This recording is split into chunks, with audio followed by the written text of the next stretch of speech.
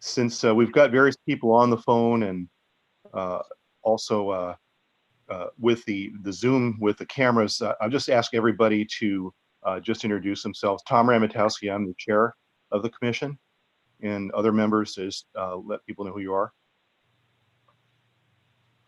Tom Alinsky. And Tom, you're on the phone. Yes, I am. Okay.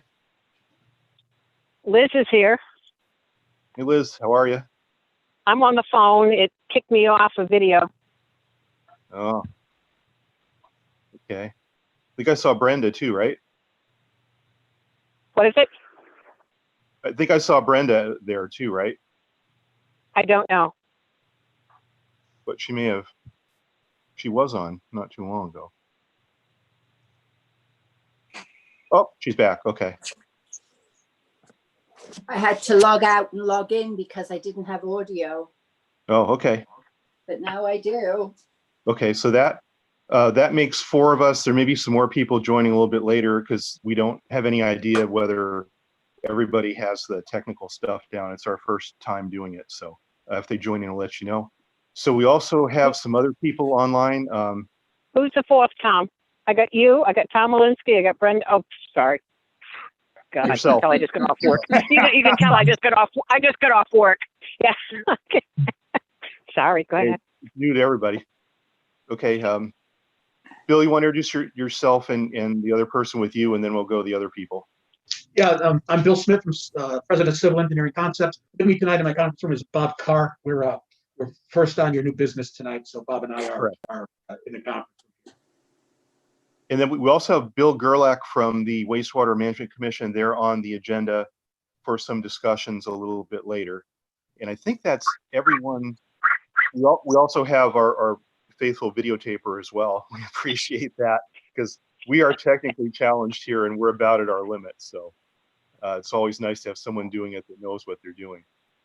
Okay. Are there any public delegations? I guess you say this is the August 18th regular meeting of the Tiverton Conservation Commission. And if there are any public delegations tonight, these are members of the public who may be online or I guess on the phone now that would like to address the commission on things relating to its charge, which includes the environment, things like that, water supplies, things of that sort. Is there anybody that wants to speak under public delegations tonight? Going once, going twice.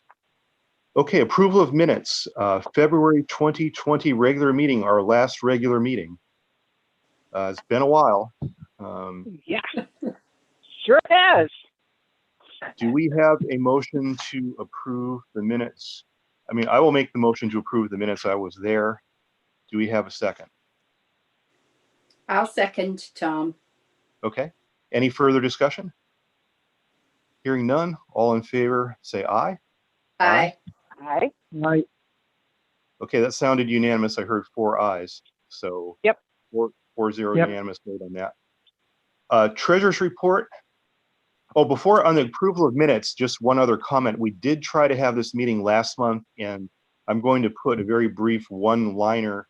I have to put something on the website for the state because it was listed there just as to what happened during the meeting. And it's just going to say that it was canceled due to technical difficulties. So we won't even bother to approve that. I'm just going to put that up there. So anyone looking at the agenda on the website can tell that meeting did not occur and presumably is here tonight. Okay, treasurer's report. Okay. Same as we had last time. I think it was 880, I believe. Do we know? Well, I guess nobody knows the new amount, right? Because that's up in discussion. Yeah. Okay. Yeah, we have no idea. And based on the deficit, I'm kind of anticipating a cut or maybe even a zero for a lot of commissions because they need to find an awful lot of money, thanks to the. Well, maybe $1. Yeah. Well. Yeah, whatever. If we get anything, we'd be thankful because I think we're in some really hard times here financially. So we'll have to wait and see what we end up getting for the new year. Chairman's report really quick. We did get notification from FEMA that there were some new flood maps for this area. It actually really goes to the town council, but we got notified of it. If anybody's interested, I can forward the letter. We did get myself and I think it was it was Liz. We've been approved back as members by the town council. I didn't even attend Yep. that meeting, so I guess it was done in absentia. You got to be No, I didn't careful. either. In absentia, you never know what you're going to get. There's a state conservation fund that has some money available. I think this might already be overcome by events because of timing, but at one time they had some money. If anybody was interested, I have details on that. I can forward it. And let's see this other last one. Oh, right. I had an email from a homeowner up in the area of High Hill Road, which is that high area that you see from Fogland that has that house that looks like a lighthouse. And he was interested in what they call the Chavez Conservation Area. There's actually a little park up there that's, I found out later, is run by the Open Space Commission. He thought maybe we were in charge of it and people were dumping things there and stuff like that. So I notified the Open Space Commission, and they kind of told me that, yeah, they accepted this a while back, thought it would be good, but it's been an on-running issue with neighbors kind of viewing it as a common area to do all kinds of questionable stuff. In some regards, they kind of regret getting involved because it seems to always generate controversy. But they said they'd talk to the guy and take care of it. So at any rate, I've never actually seen this, never actually been up that road, but he should be taking care of. The guy that sent the email was Jeff Richards. So are there any other brief announcements? Hearing none. Nope. New business. Oh, there is. Oh, no. Was that a no or yes? No, all set. I'm Okay, all set. new business is, first on the business is Indian Rock Farm, 3720 Main Road, Assessor's Plat 706, Lot 101. This is an environmental review statement review at the request of the Tiverton Planning Board. This is what Mr. Smith is here for. And we had already looked at this, as I recall, in the past. This is that farm that they were redoing some of the buildings and such, and then they were going to do some, I guess, rainwater, wastewater collection basins or ponds, and I guess that's what has been added, or that's what's on. But I'll stop talking and let the man that knows what's going on Is talk this to us. Smitty's old place? Pardon? No, it's south of Smitty's old place. It's where South of Smitty's. Okay. it's got the barn on the street with the cow painted on it. If that's kind of helps show you where the location is. Then it's the Yeah. horse farm. Well, it's The next one. The next one. it's Yes. not the Yes. Yep. It's the horse garage farm, with south of the the horse cow farm. painted on it. The next one. Yeah. There's a big Yep. there's a pond out towards the street there. There's a trailer out front. It's right opposite. How close you just? Right next door to the church. Right. Now I know where you are. The property is a 113 acre farm. Bob Carr is running the farm. He's rented the space from the current owners, and what he's been in contact with the state agricultural folks, the USDA. The USDA has helped him considerably in terms of his agricultural practices. They've basically mandated that he have a place to keep the cows under roof, along with the manure that's generated from those cows. In order to, because of the environmental review aspect of it, because it is in the watershed of Nonquit Pond,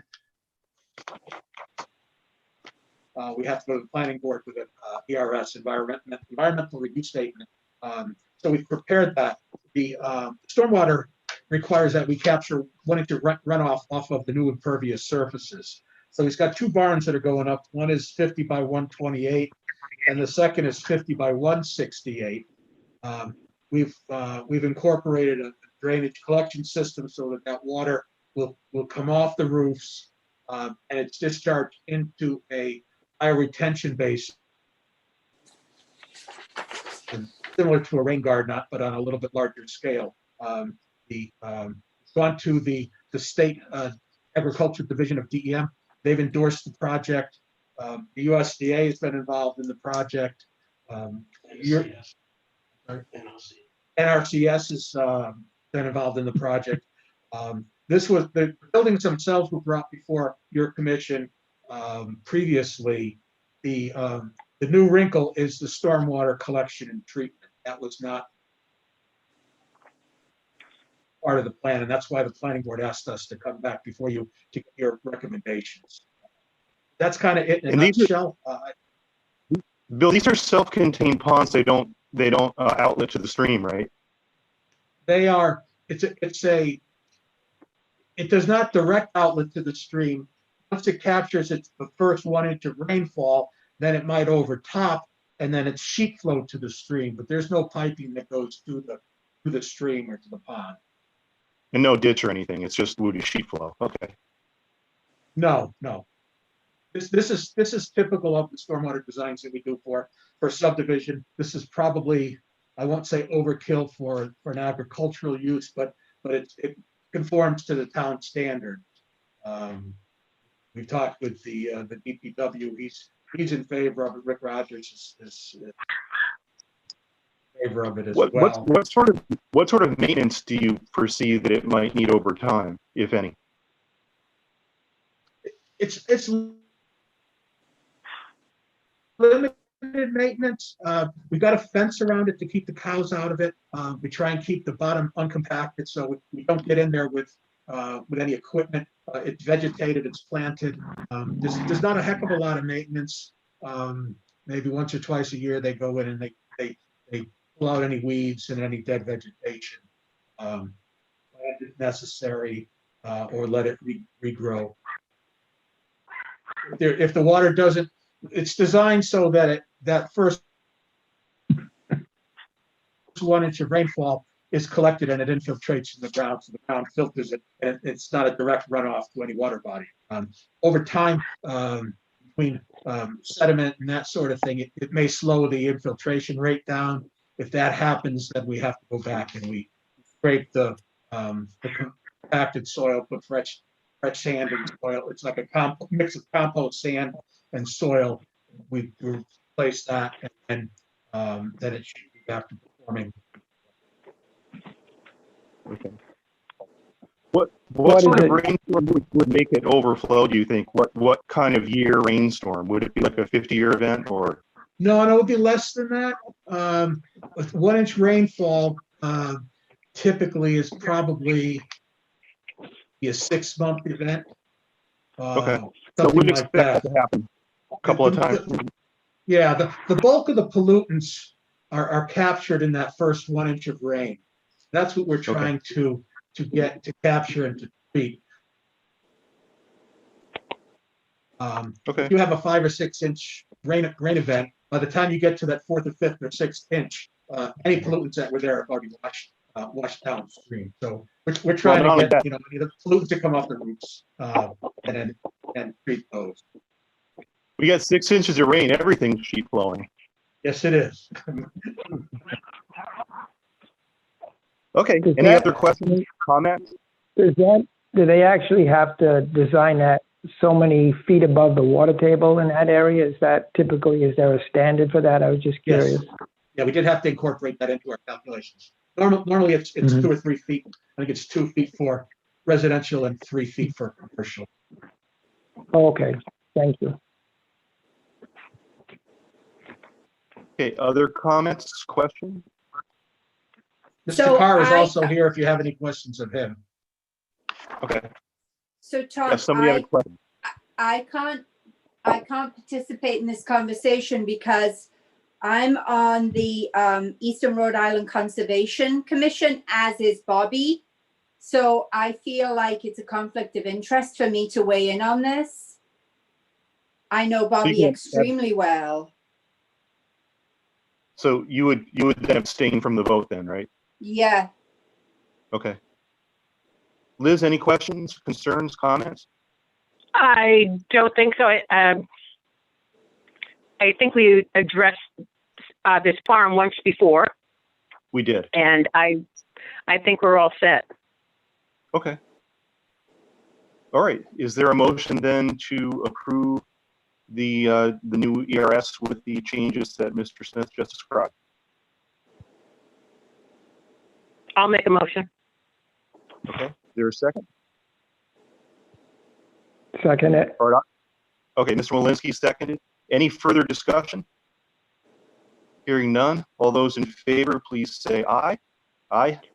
Aye. Okay, that's 3 ayes and 1 abstention by Brenda. Yep. Okay, and we apologize for the great delay in getting this. It's been technical difficulties and virus and all that. So I will get you a letter out very shortly.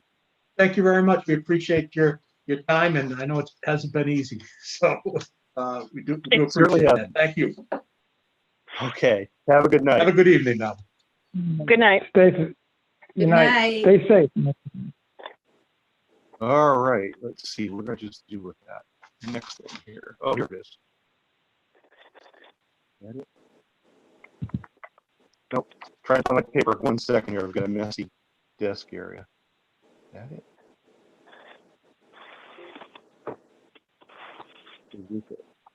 Let's go back to that one. I don't know where I put it. Where did I put that? Anyway, the next item on the agenda, as I look for it here under the mess, this is a draft RIPDs permit. So it's one of the permits for wastewater. We occasionally get these for comments. They go to various agencies in the town if they're a major one. This one is for the inland fuel terminals that are down on State Street, kind of up near the border where Fall River and Tiverton meet. And they are not discharging chemicals. What this is the rainwater that collects on their site. It goes into some kind of ponds like we just heard about. And after that, after they rise to a certain level, it drains out eventually into Mount Hope Bay. So there shouldn't be any oil or things of that sort getting to here. This is more of a flow off of paved areas and buildings, things of that sort. The tanks themselves sit in a bermed area just in case there's a leak with the oil. So that's a whole different thing, and the permit does not in any way, shape, or form cover any chemical discharges to the bay. So I just put it on here because we did receive it. If anybody's really interested in it, I can forward it. In fact, I just found it here. So if not, we don't have to do anything. This is one of those things that if you're interested enough, we have to send comments in by August 30th, and we can request a hearing. It's actually, the permit comes from DEM, the inland, the wastewater RIPDs type office that's there. So I didn't see anything, any great potential for issue here. I guess this is routinely issued to this. There's a whole bunch of other ones in different locations in the state that came up at the same time.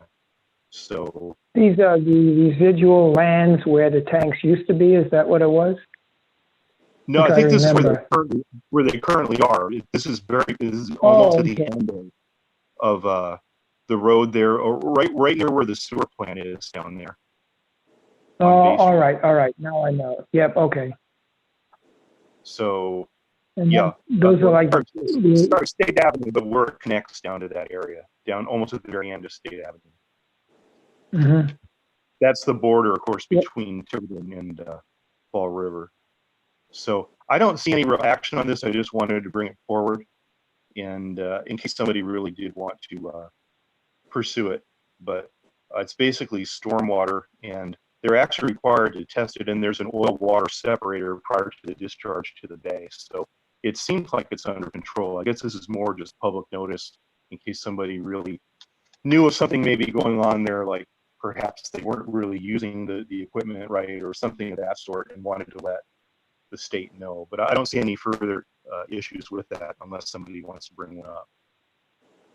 I'm just curious, is that around tanks they typically put like an apron or like a dike all the way around it? Is that where the water collects and then is filtered for any possible oil before it goes in the bay? That water in around those interior from the dike to the tank? No, my understanding is that's separate. That area, that's an earthen berm around the tanks so that any rainwater that falls there infiltrates the ground, but the oil would stay put and they can pump it out so it doesn't go into the. This is everywhere else, everywhere outside of those berms. Okay, I understand. So the berms are like an emergency thing in case the tanks leak, basically. And any Yeah. little rainwater that Yeah. goes in there infiltrates in on its own. Okay, next item. This is a CRMC request. We get those. It's usually more for the Harbor Commission, but we do get it and we can comment on it as well. It sort of kind of falls under our thing to some extent. It's a proposed residential pier off of Nanaquacket Road. This, interestingly enough, is not on Nanaquacket Pond. It's actually on Sakonnet River. It's one of the big lots that actually extends from Nanaquacket Road out towards the river, and it's a pier into the Sakonnet River. And again, these are fairly routine things that we get from here and then, and I don't see anything really jumping out at me that it's problematic. My one concern again is really just these piers that jut out from private property sort of impede the public's right to walk along the shore, because the public is allowed to be up to the mean high tide mark. And it's still not really clear how CRMC ensures that right over these property rights. Can you just climb over it? What if you can't climb over it? You don't have the physical agility. Can you walk around it onto the dry land to continue where you were going? One of these days, when Harbor Management, when we're back meeting face to face, I may just meet with them and ask them their interpretation of how these sort of things are handled. But I hate to see where some public access may vanish because of someone building something like this. These have a tendency to impede. They're perpendicular to the shore, so they can impede that kind of travel. But we've seen a lot of these. There isn't really much different from this one from the others, and I don't know. It's worth maybe a further discussion with CRMC, just so we don't keep bringing it up time after time. Any comments, questions? Wasn't there like a similar incident where there was an individual at the beginning of the Nanaquacket Bridge area blocking off an area so fishermen couldn't use it? And there was a big issue with the state came down and TV shows, one of the channels were there. I guess you're right. People complain about that situation, and it'd be interesting to find out how, when you do meet with them, to see how that's stopped. I believe the individual had to remove the barriers.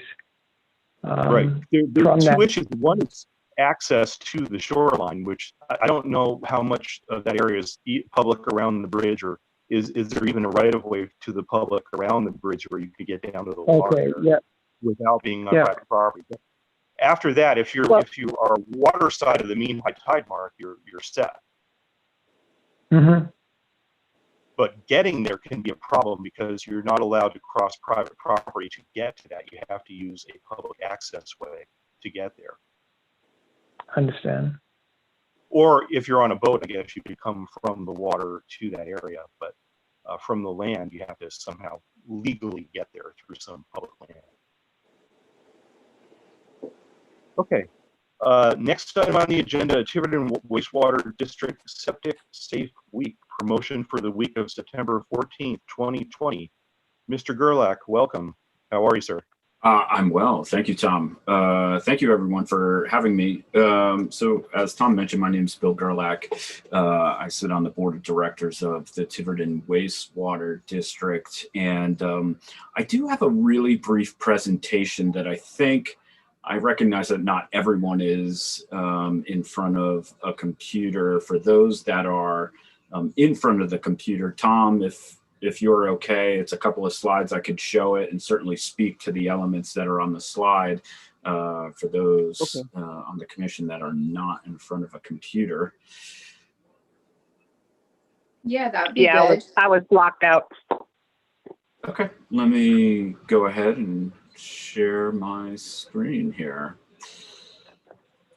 And we'll see if we can get the magic to happen. I don't know why. Hang on, guys. There we go. That's what I was looking for. All right. Can everyone see the screen? That's a beautiful picture. Thank you. Yeah. All right, great. So I'm here today on behalf of the Tiverton Wastewater District to talk about our first ever Septic Smart campaign. This is a really fantastic and turnkey campaign that the EPA offers that we're actually trying out for the first time. We wanted to come before the Conservation Commission to let you know what it's all about and seek some assistance, both in terms of financial and or logistic support if you might be so inclined. So let me just quickly tell you what it is, sort of when it happens and why we're involved. So again, the Septic Smart campaign is an annual campaign that's sponsored by the U.S. Environmental Protection Agency, and it aims to engage local homeowners to help promote education and awareness of the overall value of properly maintaining their septic systems. I think we can all attest and understand and certainly appreciate what can happen to our local environment in situations where septic systems are not properly maintained. So this is a great way to help engage homeowners and businesses, anyone that might have a septic, as to why they should be maintaining them, how to go about maintaining them, and so on and so forth. So the annual campaign typically happens either the second or third week in September. This year in 2020, it's taking place the week of September 14th. So September 14th through the 18th. So in terms of why the Tiverton Wastewater District is involved, because some might ask, well, that's sort of doesn't seem to be your sweet spot.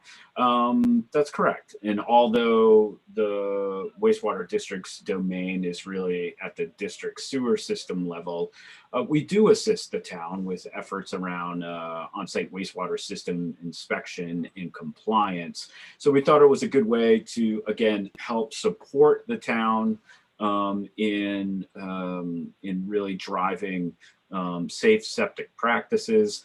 Admittedly, this is our first year, and admittedly, we only learned about this great opportunity only a couple of weeks ago. So we're trying to move really quickly to sort of get our act together, develop a campaign, and execute that campaign, and then we'll learn from it, see what worked, see what didn't work. But we really, really do want to make this an annual campaign moving forward. You can see over to the left for those looking at the slides. This is some of the the turnkey material that the EPA makes available to folks coordinating campaigns in their local area. And that's really part of the beauty of this entire offering by the EPA, is that it's completely turnkey. If you were to go to their website, and I put that URL at the top of the slide here, they have numerous outreach toolkit materials at your disposal. And we at the district are going to take advantage of a good number of these as we execute our local campaigns. So they have a ton of different print media, social media components that people can use on Facebook and Instagram and Twitter. They have educational videos that are just lift and shift right from YouTube. They have materials that target different key stakeholders in all of this. So homeowners, renters, businesses, and they also offer most of their material in both English and Spanish. So, and what you can see over here is just a smattering of some of the turnkey materials that are available on their website. So quickly, sort of, here's an overview of the campaign that we at the Tiverton Wastewater District have put together. This is sort of a moment in time view of it. It's certainly subject to adjusting as we get down to brass tacks and look to execute it. But there's really four primary components of the campaign that we've put together. So first and foremost is our on-site displays and picture contest. So We are looking to target 4 locations that have decent traffic in the town, even amidst the COVID pandemic. And at those locations, set up what I have an example on screen here is what is called the Septic Sam vertical banner. So this is like a 6-foot tall banner that gets printed and sort of set up. If you ever been to a like a trade show of sorts, you can see those vertical banners. They sort of extend up and they collapse down on themselves and all that sort of stuff. So we're gonna get 4 of these done up, and we're going to have some select printed material, some of those turnkey things aimed at homeowners, available on a table for takeaway. But what we're trying to promote is a contest where you take your picture with Septic Sam, you head over to the Tiverton Wastewater District Facebook site, you upload your picture, and that qualifies as an entry to win a free septic inspection in Pump Out. So we're really trying to engage local citizens as best possible. So the 4 target locations that we have are Tiverton Town Hall, Tiverton Library, and we're working on 2 more. We have some outreach to some local businesses to see if we can set up there. As far as the location at Tiverton Town Hall, our executive director, Carrie San Angelo, has been in contact with Councilor Edwards to help begin coordinating that. The other part of our campaign is direct mail. So we're putting together a direct mail package that's going to go out to all Tiverton households. It's going to contain a letter from the wastewater district and a copy of the EPA homeowners brochure, which is all full of sort of tips and know-how about proper septic maintenance and the importance of it, and so on and so forth there. So we're looking to execute this direct mail campaign during the week of Septic Smart Safe Week. And then the third arm of our campaign is what we're doing with traditional media and social media. So our board chair, Leroy Kendricks, who was unable to come here tonight, is actually traveling out of state right now. We're going to have letters to the editors going to all of the local papers. We're actually going to take out a full page advert in the Sakonnet Times and actually have one of those probably like top 10 tips for safe septic kind of used as that advert there. We're going to be doing a ton of work on our social media Facebook account. And then finally, what we're trying to do to really sort of solidify Safe Septic Week is get the town council to issue a proclamation at their September 14th council meeting, which just happens to be day number 1 of Safe Septic Week, that sort of declares the week Safe Septic Week, all of the benefits, the importance, so on and so forth. So that is also being coordinated with Councilor Edwards at this time. So we had a couple of asks of the Conservation Commission, and sort of on the heels of hearing your treasurer report, I don't know if the timing is ideal, but in any case, the 2 asks are, one is funding and one is promotional assistance. So certainly from a promotional assistance perspective, we think there could be a lot of benefit to have the commission help co-sponsor that proclamation that the town council would issue on September 14th. We're actually using some templated language that the EPA provides to do the draft.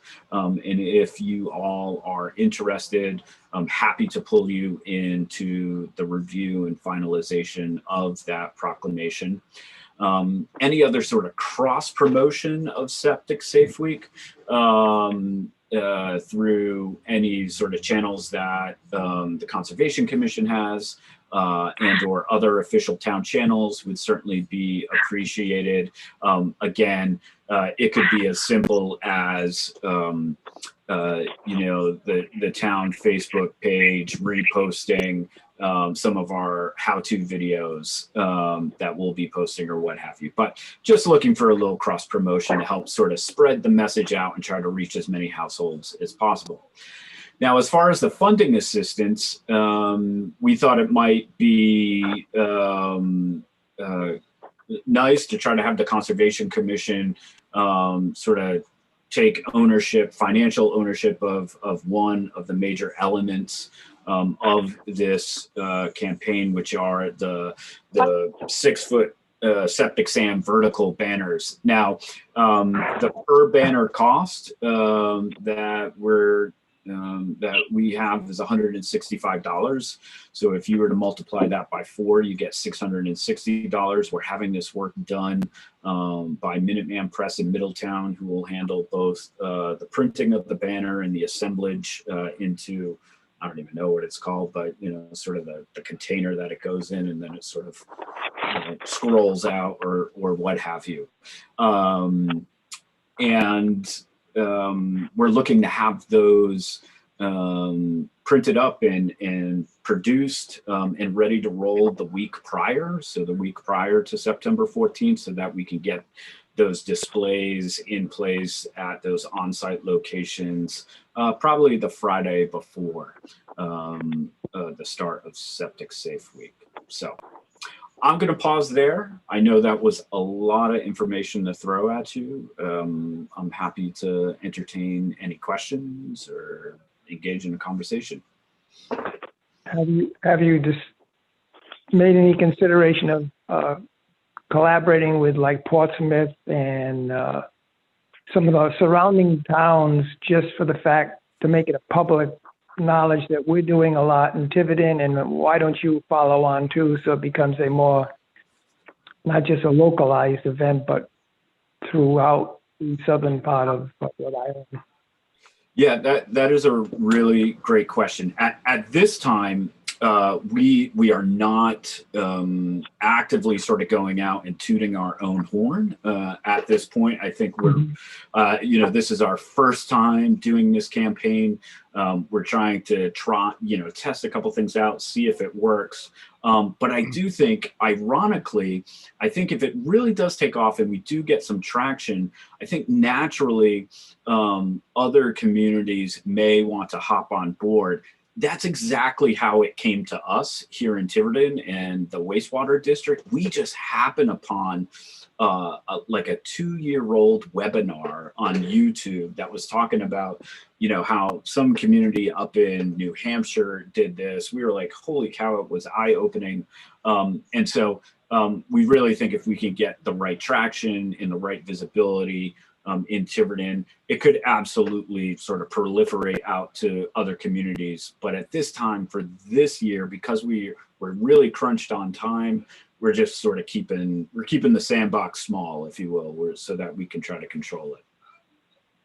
Well, I guess too, if you're taking out that ad in the Sakana Times, that's a big way of advertising it to the community. Let's put it that way, including Portland. Yeah, that absolutely has reached well beyond the Tiverton borders, as we all know. So, absolutely. And hopefully, honestly, we really hope it drives inquiries into the wastewater district, whether it's from other community leaders or other community organizations that might, have a vested interest in sort of the benefits of a campaign like this. So hopefully this is like planting a seed, and it germinates this year and can continue to be nurtured and bear fruit for years to come. Sounds like a So good plan. I would say, in terms of a suggested location, have you thought about the farmers market in Tiverton? It's on Tuesday afternoons. So that is actually one of the locations that we are looking at, the one over at Sandy Woods. Yeah. Yep. Because quite a few people go there. Yeah. Yeah, I know. One of my kids volunteers there every week, so I know it is getting traction. In the north end, Tom's Market gets a lot of traffic too. And that is the other place that we're we're looking. So I feel like you got like there was like a game show board, and you guys guessed it before we flipped the. If that's a problem, another alternate site would be that area where the post office and Bank Newport is, because that gets a lot of traffic too. Oh yeah, that could be. Yeah, and that was Humphreys. not on our list. Yeah, people go Nope. to Humphreys too. That whole Get area. right there. Yes, and Scott Humphrey is on our board of directors as well, so that might be an easy in for sure. You know, with regard to funding, we need to check with Chris Cotta and just see where the funding for the commission stand in view of the ongoing issues there. Because Okay. it's possible that they might, usually when the town is this deep in debt to begin with, having been here a while, they tend to zero out or really, really cut the commissions. It's not a lot of money, but they don't really, as you know, being on the council, there's not a lot of discretionary money available. And that's unfortunately one of them. But if we do have the money, I'd just like to poll the members of the committee here that if we do have some money, would we be willing to put some towards this? It's sort of in our charge for educating people about ways to Yeah, environment and pollution is cut down Yeah. and things like that. happy to. Sound good, Yeah, we gotta Liz? see if we Yeah, gotta see if we've got it. Where if we have, this is all contingent on if we have it. Mr. Malinsky, Right. any comment? no, we Yeah, have no that's plans to spend it, and with COVID, I'm not Right. sure that there's anything that we're going to be able to come up with to spend it on. So I think this is a good way to use some of it if we do indeed have any. Okay. Right. And Bill, Because the next time we're gonna need money is Pardon Gray. And that's not until next year. Right. right, Pardon Gray is canceled this year, so yeah. Yeah. So, Bill, for the part about the co-sponsoring of the proclamation, I don't have a problem with that. We can put that to a vote. Would you want us to just write a letter to the town council saying that we support this and would co-sponsor or would you guys draft a letter and would both sign it, or how would that work? I think we're open to whatever might make the most sense. Happy to pull you guys in the review of the draft proclamation, but certainly a letter to the council in support of what it is that we are doing, and in support, I think more importantly, of the town making the proclamation and passing the proclamation would just be a great show of support. Okay. Can we get a motion from the commission to authorize that, and I'll take it on board to write the letter if it isn't that approved. Yeah, I'll make a motion. Okay, is there a second? Sure, I'll second it. Okay, so motion is made by Liz, seconded by Brenda. Any further discussion on just sending a letter to express our support for the Septic Safe Week proclamation? Hearing none, all those in favor say aye. Aye? Aye. Aye. Aye.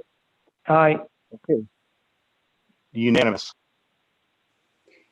Okay, I'll keep you posted where we stand on this, Bill. I've got your email address and phone number if we need to. And Perfect. I think I covered just about all we would need to do tonight, right? Yeah, that's it. And again, Tom, I sent you a PDF version of this deck in email if you wanted to pass it along to the commission I'll members. forward it over. So they have it. But in closing, I really want to thank you for your time and attention and the thoughtful questions. Really appreciate the opportunity to partnership, and hopefully this is like planting a seed for something that becomes an annual campaign that we can continue to partner on for years to come. So thank you very much.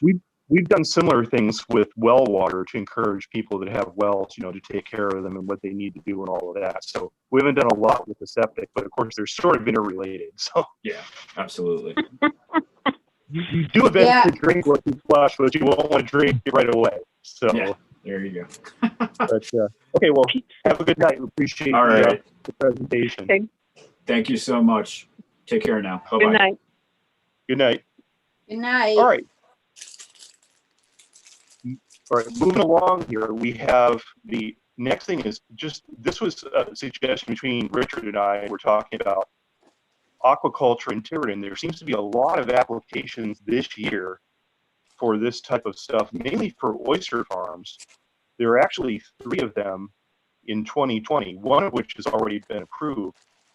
The one that we had earlier, I don't know, it may have been during the epidemic, so maybe people haven't seen it, but we got a notice from CRMC that there was an application, and this application is the one that is off of Sepowit. It's, Yeah. if you stand at the bridge, it's kind of on the left, immediately left side of the bridge, and out into the water that you can kind of wade into up to about chest level at low tide. So it's probably about an acre or so of actual bottom area would be converted into a bunch of oyster cages. So it wouldn't be available for people to do any actually clam raking or whatever else they might do in that area. I don't know how often it's used. According to the application, it's that it's not heavily used for that. And we had some concerns a little bit about this because it seems like there's a lot of these applications. There are 2 more pending. There's the one that was approved, and then there's this one, and there's another one that's pending. And these have a habit of taking up shallow areas where people might want to do other things, in the water. So, and it is converting kind of public area into a private area for some period of time during the length of the lease. And I know the town council has issues about, should we tax them then because now this is a business, but then they're not sure they can because it's on public, I would say public land, but it's not really land, but publicly owned area. So there's a lot of uncertainties there, and also these activities, even though they're in the water, they tend to have some effect on the land nearby because it's a lot easier to haul things out onto the shore and access them than to pull everything up from boats. And there's also the possibility that they could make the cages deeper into deeper water and not use the real shallow areas. And I don't know if that interferes with some other sort of fisheries or whatever, but they always seem to try to put these in the real shallow areas where there's not and in areas where there's public access to the shallow areas. And those 2 things are in kind of short supply, as we kind of already discussed on that pier that the people want to build. So it seems like there's a lot of these. It seems to be popular at the moment, and the state is kind of pushing this kind of thing. And we might get too much of a good thing in some regards.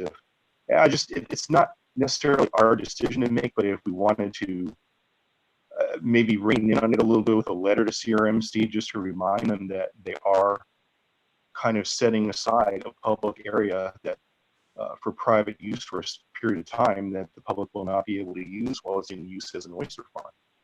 So I don't know, just bring it up for discussion if there's anything that the commission would like to do. I was going to write a letter personally, but I got distracted and did not send it out. Some of these are still ongoing, though, so there may be time to still comment on them. And of course, any new ones that show up. Yeah, what I had read that if they put the oyster farm in a deeper area, it's more costly. Correct. So they want the shallow areas, which is public. I mean, deeper areas too, but you're taking something private and taking it away from public. It's bad Right. enough we can't get to beaches, but to take the waterway too? Right. Yeah, that's a kind of problem. my feeling. The other issue here is it's right off of the Sepowit Creek, and that creek is actually closed to shellfishing. And I asked Richard about that, and he said, well, allegedly because it's polluted, but he doesn't think it's really that polluted. There's a farm or something farther up with cows and livestock that may contribute some material to it, but it really hasn't been tested in a while. And the issue is, well, okay, if you can't shellfish in the creek, does it automatically get, because this is really right off the mouth of the creek, a little bit to the left. Yeah, but uphill is the dump. Yeah, very far uphill, right. Eventually there's the landfill, which we've Yeah. always been told doesn't lead into this. But again, Yeah, it would okay. seem like I don't know how much testing the state actually does there on these type Exactly, of things. yeah. Don't know, but it's another thing to ask. It probably has been asked of these applicants, this particular branch of applicants, but I don't know. I'm more interested, like you are, in this kind of creeping taking of public land for private uses, no matter Yeah. how, you And know. does the town get any taxes from this? That's being investigated now, but it's kind of complicated because the town really doesn't own, I'm going to say the land again, but whatever you want to call that. So Right. it's not clear exactly how they would apply the taxes, except maybe to like commercial property, the cages.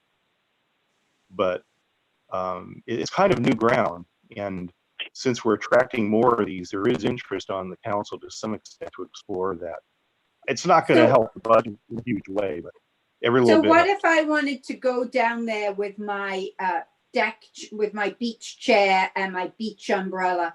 I can't set them up right there because it's blocked off to me.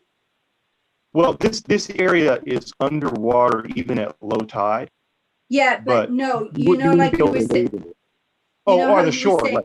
Yeah. Yeah. Yeah. The thing is, I don't know that particular area, right? The area to the right of the creek is public. It's owned by the state. Yeah, I know what you mean.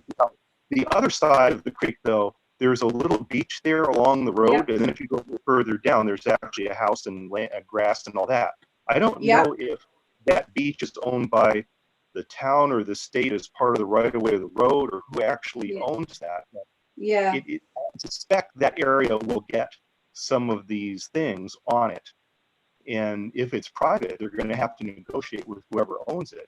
If it's public, then you'll have to do that. That's very unclear as well. And that was one of the things we were going to bring up is because they're gonna, if they're farming oysters, Tom, they're gonna once the cages are raised, they're gonna have to get them out, and a vehicle is involved. Correct. And it's too shallow really for a boat, unless maybe at high tide, I don't know. But the plan that I saw, they anticipated, wading out and tending to them, not using a boat because it's shallow enough to do that at low tide. So, yeah. And but still, you're obstructing paddle boards and kayaks and canoes. Right. This would be an area that you really can't do anything else in. I mean, it won't be physically fenced off, but you'll actually see the cages they're not that deep under the water, and they're probably buoys. Yeah. If you've ever paddleboarded in that pond that's near the Matunic Oyster House and all that, if you go to the, where the bridge is for that, if you go to the right, there's a big pond, that's where their farm is, and you can paddle up to it, but you can't really go through it and all that because it's too shallow. There's like a big structure out there that you see. So this isn't quite that size, but it's setting a trend, and we, as a town, we sort of need to come up with a policy on this because we could get inundated with this kind of stuff, especially also in Nanaquacket Pond where there's some shallow areas, and there was one before, some people may remember, maybe about 10 years ago, and the local people there were very much against it because it would interfere in their ability to boat and use the water. Yeah, I know the people that were trying to do it. Correct. So, and it was shot down. Pop up. Yeah, but it could pop up anywhere. I think there's a small one off of Fogland up in the area where the windsurfers usually go too. It's already approved. I think it's a good idea to ask some questions, because I think you're right. Are we setting a precedent? If we just passively accept this, then we can't really say too much for the next application, and then the next, and then the 10th, and then the 15th.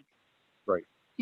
And this is a local group, it's the people that live in town, but if it were like some big conglomerate from God knows where, I'd be a little more leery of it too. But, they are local, they probably care about the town and all that. But I'll see what I can follow up on, find some more information on this. But I think it does behoove, and I want to check with the Harbor Commission and see what their opinion on this kind of stuff is too. They don't need our permission though, do they? No, it goes through CRMC, but CRMC will take comments from, various people involved. And this one actually, if I can find it, this is the one, this is the current one here. And that's where they were told they had to go to CRMC. So the current one it's standing at the moment. Let's see. After the public notice end date for comments, they got a letter of support, objections and comments, then other comments received. Then they extended the comment period and got more comments received and objections and comments received. And right now there's a water quality, I guess, question that's come up, and that's where it stands at the moment. It has not been granted. It was applied for originally on April 13th.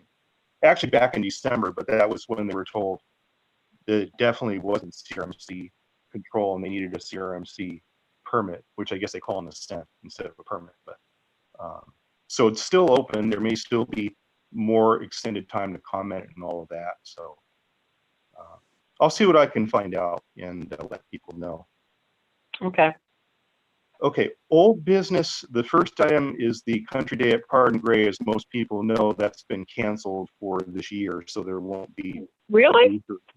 Yes. Unfortunately,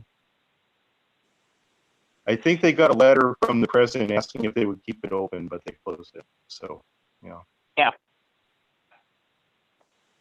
So we can still keep thinking about this for next year, but it's been overcome by events this year, and we've got a lot of time to consider what we might want to do. And this might also be a good thing. I'll remind Bill Gerlach about it, that they can get a table there too and bring some of this up, because a lot of the country folk would have septic systems rather than sewers, and it always is nice to have the information, because some people, especially if they're new to that, if they've moved from a city to a more rural setting and this is their first time with a septic tank, they don't want to do something dumb that could cost them a lot of money to fix and hurt their system. So every little bit of knowledge is helpful. Okay, the other thing under old business, this is the right before the, well, actually I've got here, where's the date on it? At our last meeting in February, we had the discussion about this big development that's off of Fish Road. This is on the left of Fish Road as you drive toward the, sorry, not Fish Road, Sousa Road, as you drive towards Fish. It's on that left side there. It's a really big kind of housing development between. Yeah, the one that had the different branches off and one was going across wetlands. Yep. Yeah, and I did write up all of our comments, and we sent the DM a 4-page letter with all these comments. And the current, I just want to give people what the current status of this is, since we're still kind of following it. It has not been approved yet. So the comments, the public notice period ended on March 26th. We got our comments in on March 20th. And they actually extended, well, actually after that, there was a public notice comment review. I'm not exactly sure what that means. I think that's where they reviewed the comments with the applicant. And then after that, there's something called a biologist evaluation. I don't know if that was triggered by the comments. Some of our comments were that you need to do a better job because the biological assessment seemed to be very cursory. They couldn't find very many animals because they did it in the middle of winter and all kinds of things like that. So that's kind of where it stands. The biologist evaluation is dated August 3rd, so it's fairly recent, but there's been no permit granted as of yet. And I'm not really sure if they have to address all the comments that the public put in, of which ours are some apparently, or what the deal is. I guess you have to call DEM and just see what happens to our comments once they're submitted and kind of where they see this going. Because we did give them some options for redrawing some of the roads that would cut down on some of the wetland impacts. And also that lot that's immediately to the west of this property that actually borders the main road in Sousa, where they put the dirt from where the tanks were. That area has been for sale, still is for sale, but they don't admit that, they don't point that out. And so they're trying to access some areas of their property across wetlands where they can avoid some of that if they were to buy all or part of that parcel and access it that way.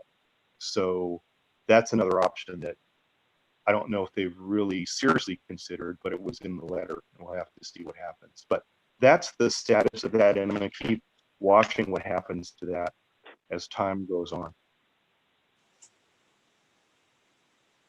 So any questions, comments? Yeah, have you heard anything about the housing development that's going on the corner of Sousa and Maine? Sousa and Maine. Which side of Sousa? The north or the south? The same side as Harkins. Oh, that's the property I was just talking about. That's where the dirt, they put the dirt from the, oh, you're talking about the one in back of that or the one right on the corner? On the corner. No, I haven't It's heard on of the that. corner of Sousa and Maine. Yeah, it's all over Facebook.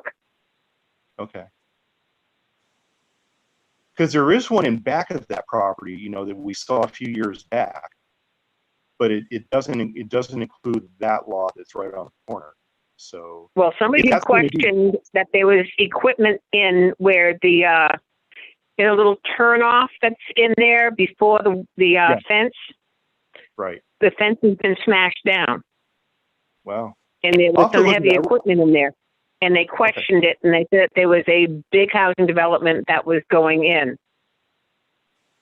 I wonder if that might be that the maybe the DEM took our advice and had them look at that, because that whole area doesn't have a lot of wetlands on it. And if they can move Yeah. some of the houses there and some of the roads, they can avoid wetland impact. So maybe it's part of the same one, or it might be a new one. I don't know. They were saying it was somebody different, Okay. Well, and that it had already been purchased. It I'm has gonna call changed hands a few times. okay, because I it guess was it was for owned by the sale. boat. I guess it was owned by the boathouse. Okay. That same They company, did kind of dump the dirt there. Yeah. Right. Yeah. and they sold it. Okay. It was for sale for a while. So. Yeah. Okay. I could easily check that because that's within easy walking distance of my house. So. Right. Because they were talking another huge, I mean, several story high apartment buildings. Mm. And it's like, you've got to be kidding me. Yeah. Well, you know, there's a lot of demand for housing now, apparently. So we'll see what that's about. I'll give a report at the next meeting. I'll look into it. Okay. If All right. anybody else hears something, let everybody know. Okay. Thank you. Okay. Anything else on this, or? All right, that gives us to the standing committee reports. First one is landfill recycling.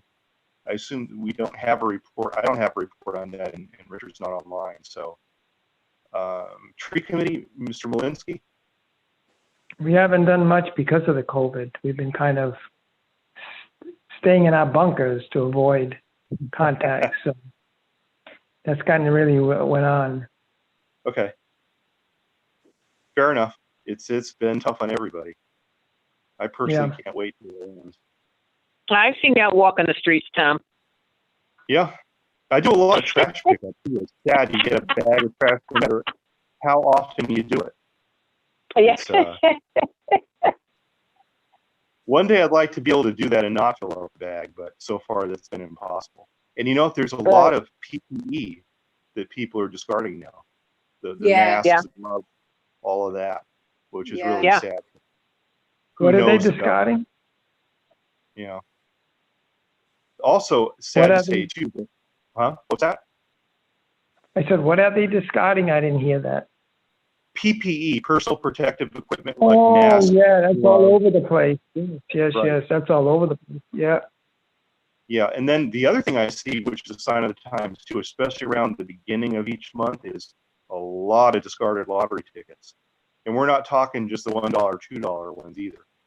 So that's about the government checks come out to I guess, people who are unemployed or whatever. And it seems like there's just been a huge increase in the number of lottery tickets, especially the scratch off ones that people just seem to discard. Well, you should always pick up the lottery tickets because people sometimes don't know how to play them. I have made money on a couple that I have found. I don't know if I'd could have recommend COVID it now because you don't know where it's been, but it could have COVID on them. you don't want to win. Wear a pair You don't of want to win gloves. that lottery. That's not a good lottery to win. No. But it is interesting. And then, of course, the other thing That that's is been pointed out by others, lots and lots of those little nip bottles, the little like 1 or 2 ounce alcohol bottles. Yeah, they're all at the end of my driveway. Yeah. It seems I am about one nip away from the packing. That and coffee cup. Yeah.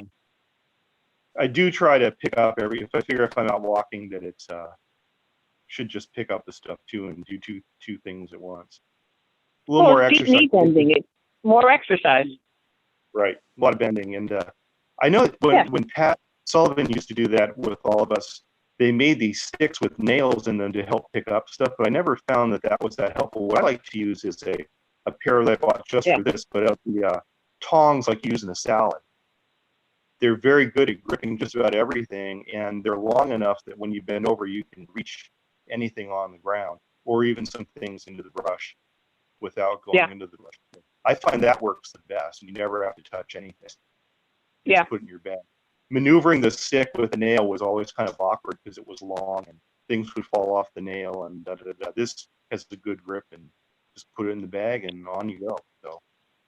Well, they got the old lady grabbers too. The ones that if you're in a wheelchair, you can grab things from overhead. Yep. Yep. So there's a lot of different ways to do it and still avoid possible contamination / exposure in these stains. Okay, that covers everything on the agenda. Is there anything else anyone would like to bring up at the end here?